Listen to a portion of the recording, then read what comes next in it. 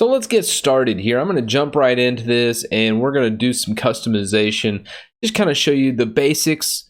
And then the first half is going to be more basics. And then the second half, kind of a treat to more you vets, kind of show you the ins and outs and some of the cool features I use as far as some terminal commands and other things.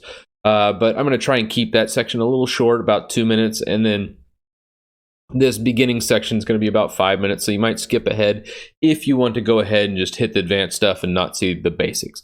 But for this video, I want to cover everything, and I want to do it in a short amount of time, so let's get into it. Okay, let's start with customizing KDE.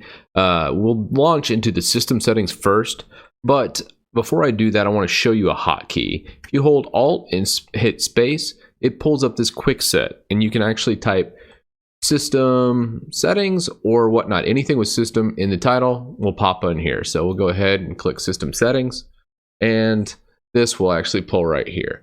Now you'll notice I don't have a hotbar, and I'm about to get into that. I don't really like borders on Maximize Windows, and I actually took that off. But let me go ahead and show some of the desktop look and feel. And that way you can customize how you'll look and the icons and the fonts and all this stuff. So we'll go to Workspace Theme, and from here you can just select what your theme you want. And if you want to get new ones, you just click new, and you can easily download and install any of these. So we'll go ahead and install like Arch KDE. And then if we close this out, it would pop into here, which I think actually I have Arch up here. Let's go ahead and grab another one. Let's pick out Numix. That's a good one. Okay, with that installed, we can easily just come back in here. You see it popped in the menu. You just click on it and then you hit apply. And this kind of changes all your icons, the colors, everything just with a click of a button. And you can kind of customize this even more by saying, hey, I liked the Arch desktop better than the Numix, or you know what, the cursor theme is a little off. I noticed on widescreen monitors, it likes to default to this big cursor. So I like to set that to 24, just so it stays that small cursor at all times. You can change, let's hit it, go ahead and hit apply. You can change your splash screen on startup here to see what it is. You know, I kind of like the default Manjaro splash screen. And then you can change your color scheme as you see it. You got all your listings here. So if there is a specific color scheme you like better, like I like Arch a lot on the color scheme, you can go ahead and apply that, and it kind of changes the color scheme around to, you know, fit that. And fonts, I don't particularly like to mess with this right here. I'll go ahead and just click on fonts I download and then just install it directly through that installer. Icons is another big one where you can say, hey, you know what, I don't like the Numix fonts. I'm going to go ahead, I like flat remix, hit apply, and then it changes all those to flats version of those icons, which is pretty neat. So next up here, we're going to look at desktop behavior. Some of the most common things, especially when clicking in files and things, a lot of people don't like the single click. They're used to double clicking.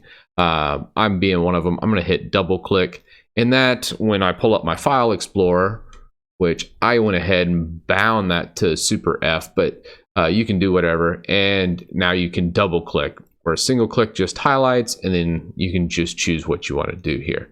But that kind of takes us into the next segue here of keyboard shortcuts.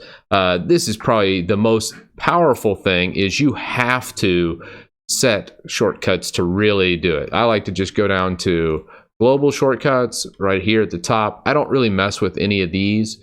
And then I just hit the plus sign. And then let's say I wanted to set a new shortcut icon for Steam. Let's say we wanted to make Steam, and come here and we want to launch Steam. We can make that super S, or click this and hit super shift S. So that would go ahead and set Steam for that. So if we hit apply and then I hit super shift S, it would go ahead and launch into Steam, which is pretty sweet. And that actually launched on my other monitor here, but that's how you'd create shortcuts, which is extremely powerful. You have to do that if you're not doing that for efficiency. So definitely set those shortcuts.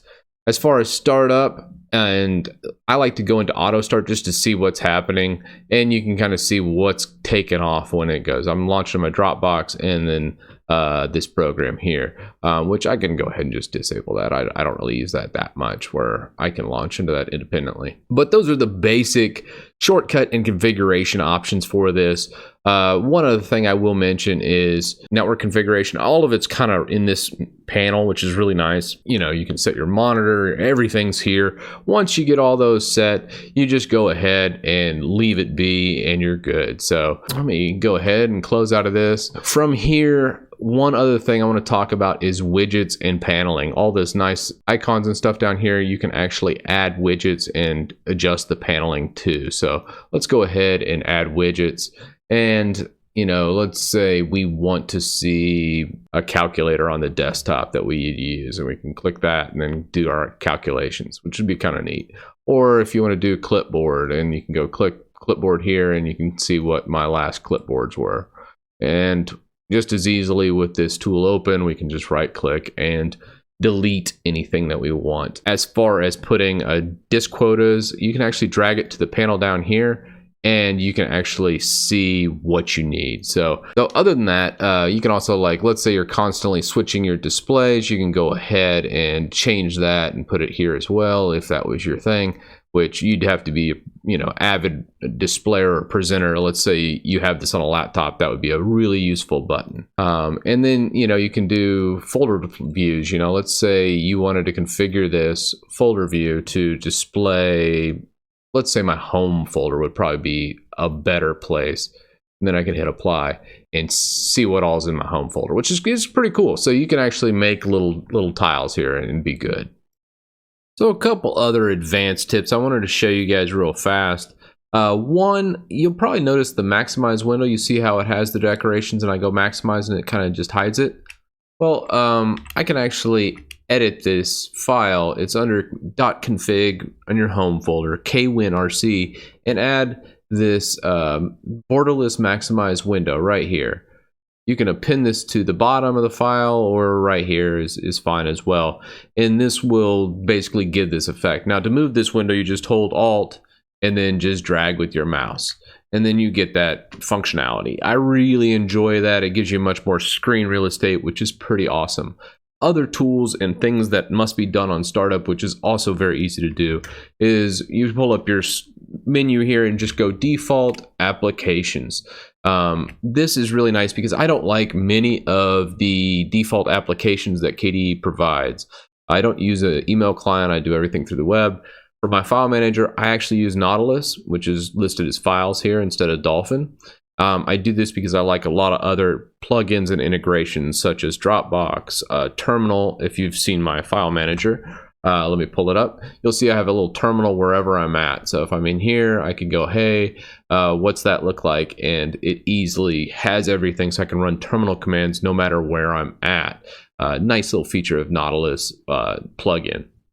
So I can easily pull up Terminator, and I can do really cool stuff like add more tabs up here so I can flip through, you know, go to this tab, do this, and, you know, that's a neat feature. Or, you know, you have the tiling option as well if that's your jam. So that's why I like Terminator when doing that, because I really do enjoy the tiling when it comes to terminal, and I don't like going old school with like Tmux or something like that.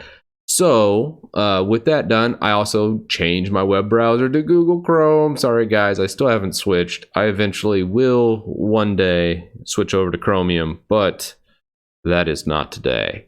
Okay, and that is customizing KDE. Start to finish, this should get you a really good baseline. There's some other stuff I could have gone through with the system settings and gone through each one of those, but honestly, I'm going to leave that for you to kind of discover. I thought these were the most efficient, and also making KDE look beautiful, even more beautiful than it does out of the box, and quite simply kind of get around in KDE. The big takeaway here is holding Alt and hitting spacebar and just typing whatever you need, and it just magically appears. Pretty awesome. I love that feature. I constantly use it. Hey, I need to get to my displays.